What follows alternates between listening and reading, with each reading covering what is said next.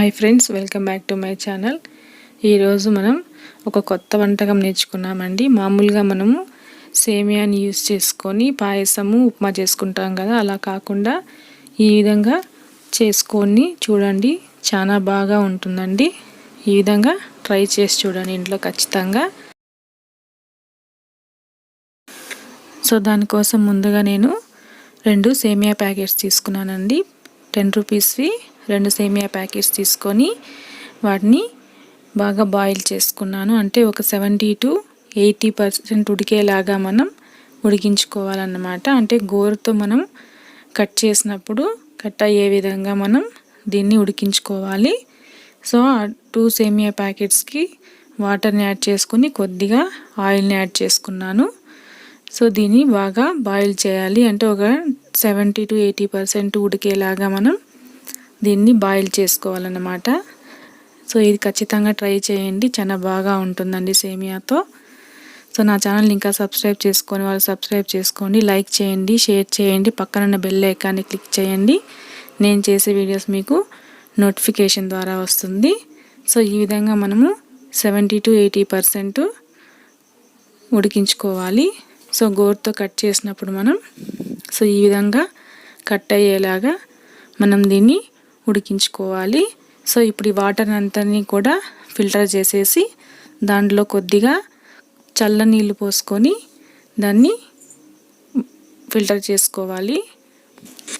So ఈ విధంగా చల్ల నీళ్ళు వేసుకొని వడపోసుకున్న తర్వాత ఈ వీడియోలో చూపించిన విధంగా మనకు వస్తుంది. దాన్ని ఒక బౌల్లోకి ట్రాన్స్ఫర్ చేసుకోవాలి. సో దీనిలో మనకు బాగా చల్లారిన తర్వాత ఒక కప్పు ఆనియన్స్ని సన్నగా కట్ చేసుకొని వేసుకోవాలి. దాంతోపాటు ఒక 4 to 5 పచ్చిమిర్చి కట్ చేసుకొని వేసుకొని కొద్దిగా కరివేపాకు సన్నగా కట్ చేసుకొని వేసుకోవాలి. అలానే 1 స్పూను కారంని యాడ్ చేసుకోవాలి. అలానే రుచికి సరిపడినంత సాల్ట్ని యాడ్ చేసుకోవాలండి. సో ఇది మొత్తం యాడ్ చేసుకున్న తర్వాత మనం దీన్ని బాగా మిక్స్ చేసుకోవాలి. సో వీడియోలో చూపించిన విధంగా వేసిన ఇంగ్రీడియంట్స్ అన్నిటినీ కూడా మిక్స్ అయ్యేలాగా మనం కలుపుకోవాలి. మరీ ఎక్కువగా కలుపుకుంటే సేమియా అనేది మెత్తగా అయిపోతుంది. కాబట్టి సేమియా కొద్దిగా ఉండేలాగా మనం వీడియోలో చూపించిన విధంగా అన్నీ బాగా మిక్స్ చేసుకోవాలన్నమాట. సో వీడియోలో చూపించిన విధంగా చేసుకోవాలి.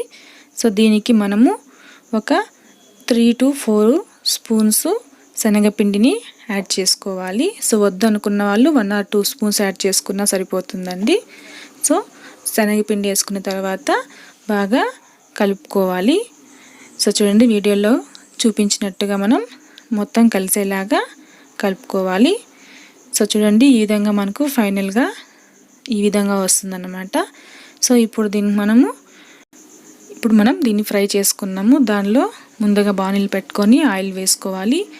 ఆయిల్ని హై ఫ్లేమ్లో బాగా హీట్ అయిన తర్వాత మీడియం ఫ్లేమ్కి అడ్జస్ట్ చేసుకొని మనం ప్రిపేర్ చేసుకున్నటువంటి ఈ పిండిని కొద్దిగా మనం ఆయిల్లో వేసుకోవాలి. సో వీడియోలో చూపించిన విధంగా కొద్దిగా ఆయిల్లో వేసుకోవాలి. ఫ్లేమ్ని మీడియంలో మాత్రమే పెట్టాలండి. ఎందుకంటే మనకు హై ఫ్లేమ్లో పెడితే వేసిన వెంటనే మాడిపోతుంది. కాబట్టి మీడియం ఫ్లేమ్లోనే పెట్టి మనం దీన్ని ఫ్రై చేసుకోవాలి. సో వీడియోలో చూపించిన విధంగా చిన్నవిగా ఆయిల్లో వేసుకోవాలి. సో మీడియం ఫ్లేమ్లో పెట్టడం వల్ల లోపల బాగా మనకు ఉడుకుతుంది. సో హై ఫ్లేమ్లో పెట్టామంటే త్వరగా మనకు పైన కలర్ వచ్చేసి లోపల ఉడకదనమాట. సో మీడియం ఫ్లేమ్లోనే పెట్టి మనం దీన్ని బాగా డీప్ ఫ్రై చేసుకోవాలి. సో చూడండి, ఈ విధంగా వేసుకున్న తర్వాత అవి గోల్డెన్ బ్రౌన్ కలర్ వచ్చేంత వరకు మనం దీన్ని ఫ్రై చేసుకోవాలి. సో చూడండి, ఈ విధంగా కలర్ చేంజ్ అయ్యేంత వరకు మనం మీడియం ఫ్లేమ్లో ఫ్రై చేసుకోవాలి. సో తర్వాత మిగిలిన పిండినంతటినీ కూడా ఇలానే మనం ఫ్రై చేసుకోవాలి. సో ఇది తినడానికి చాలా బాగా ఉంటుందండి. సో ఈ విధంగా ఖచ్చితంగా ట్రై చేయండి.